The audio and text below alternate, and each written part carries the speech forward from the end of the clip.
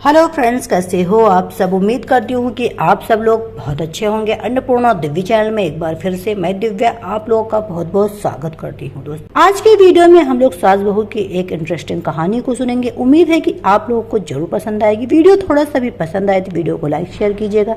Channel पे पहली बार आए तो अन्नपूर्णा दिव्य चैनल को सब्सक्राइब कीजिएगा। तो चलिए फिर शुरू करते हैं। शादी को कुछ समय हुआ था और आज काम वाली भी नहीं आई, इसलिए शीलू बर्तन धोने लगी। धोते धोते उसके हाथ से कांच का कप नीचे गिरकर टूट गया। कप टूटते ही वे डरने लगी कि उसकी सास अब जली कटी सुनाएगी। आवाज से सास दौड़ी आई और बोली, बेटी क्या हुआ। उसने रवासी होकर बोली, पता नहीं ध्यान रखते हुए भी कैसे मेरे हाथ से कप नीचे गिरकर टूट गया। सास बोली, बेटी चिंता नहीं कर, कभी तो टूटा है, तुम्हें चोट तो नहीं आई। भला इसके कितने ही टुकड़े हो गए हो, पर मेरी बेटी के दिल के टुकड़े ना हो। मेरी बहू से महंगा क्या ये कप है। और हाँ, तुझे अभी ये सब करने की क्या जरूरत, मेहंदी भी नहीं उतरी तेरे हाथों से। अभी तुम राज के साथ ज्यादा से ज्यादा समय बिताओ और एक दूसरे को समझो, तभी तो तुम दोनों की नींव मजबूत होगी। ज्योति, इधर आना, अपनी भाभी का ख्याल रखो, अभी अभी इस घर में नई आई है। शीलू, तुम मुझे अपनी ही माँ समझना, मुझे भी तुम्हारा दिल जीतना है, सास बनकर नहीं माँ बनकर। शब्द क्या मानो अमृत के घूंट थे। देखते देखते शीलू की आंखें छलछला गई। वह सास के पैरों में गिर और बोली, मैंने एक माँ छोड़ी तो दूसरी नहीं माँ पाई, बल्कि आप मेरी माँ से ज्यादा ममता मेरे लिए रखती हैं। यदि घर में कब टूट जाता तो माँ भी दो बात कहे बिना नहीं रहती। रात को शीलू की नींद ही उड़ गई। रह रहकर शाम की घटना याद आ रही थी। सास के बारे में उसकी जो सोच थी, उसके विपरीत सास का व्यवहार पाया। उसका भी कसूर नहीं था ऐसा सोचना, क्योंकि उसने लोगों के मुंह से बुरी सास के बारे में ही सुना था और फिर वो अपने अतीत में खो गई। उसे याद आया कि कुछ साल पहले इकलौते भैया की शादी हुई थी।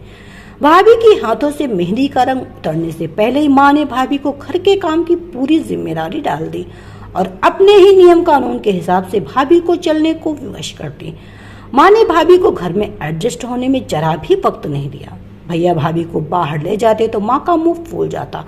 वह बोलती, हर समय भाभी को साथ ले जाने की क्या जरूरत है। कभी भी भाभी को खुली हंसी हंसते नहीं देखा। समय के साथ भाभी ने सहना छोड़ दिया और फिर हर रोज घर में झगड़ा होने लगा। एक दिन भाभी के हाथ से कांच का ग्लास नीचे गिरकर टूट गया। माँ चिल्लाने लगी, कितना कीमती ग्लास फोड़ दिया। रोज इतना माल खाती, उसकी शक्ति कहाँ गई। अपने मायके में गिलास फूटा होता तो मालूम चलता। कोई भी काम ठीक से नहीं करती, ना जाने कहाँ ध्यान रहता। भाभी भी कड़क कर बोल दी कि हाँ, मैं तो बैठे बैठे खाती हूँ, आप तो खड़ी खड़ी खाती हैं। जब से आई हूँ तब से दो चार जली कटी न सुना दो, तब तक आपको चैन नहीं पड़ता। कभी मेरी माँ को तो कभी मेरे बाप को, हमेशा मेरे मायके वालों को कोसती रहती हो। दोनों तरफ से तीर बरस बरस कर एक दूसरे को छलनी कर रहे थे। घर के अलावा उसने और भी कई जगह सास बहू सुनते सुनते डर गई और वह शादी से कतराने लगी, पर माँ बाप के कारण शादी करनी पड़ी। एक अनजाने भाई को लेकर ससुराल आ गई, पर आज की घटना ने उसकी सोच ही बदल दी कि सब सास या सब बहू में ऐसा नहीं होता है। नींद न आने की वजह से उसने सोचा, चलो थोड़ी देर माँ से बात कर लो।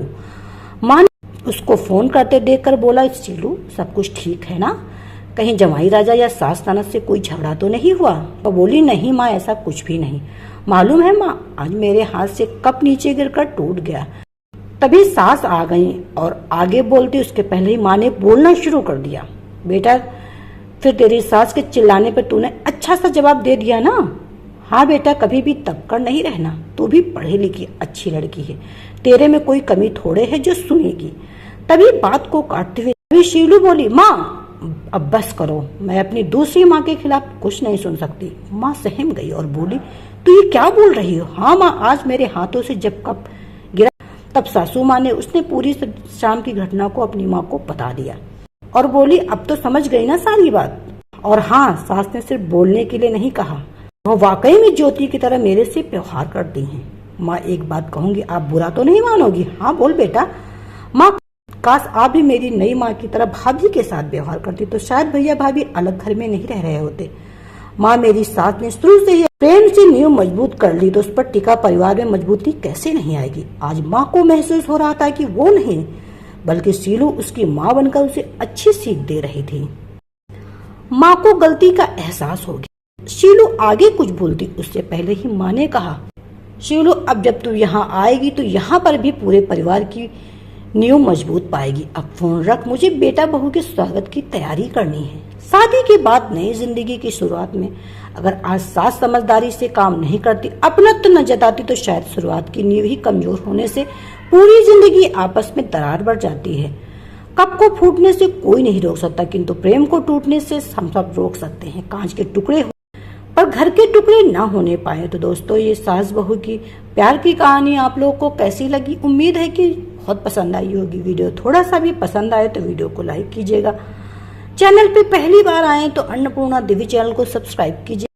यहाँ पे देवरानी जेठानी सास बहू की हिंदी कहानियां आप लोगों को सुनने को मिलती रहेगी। तो मिलते हैं नई कहानी के साथ नए वीडियो में, तब तक के लिए bye bye. Subscribe now and press the bell icon. Never miss an update.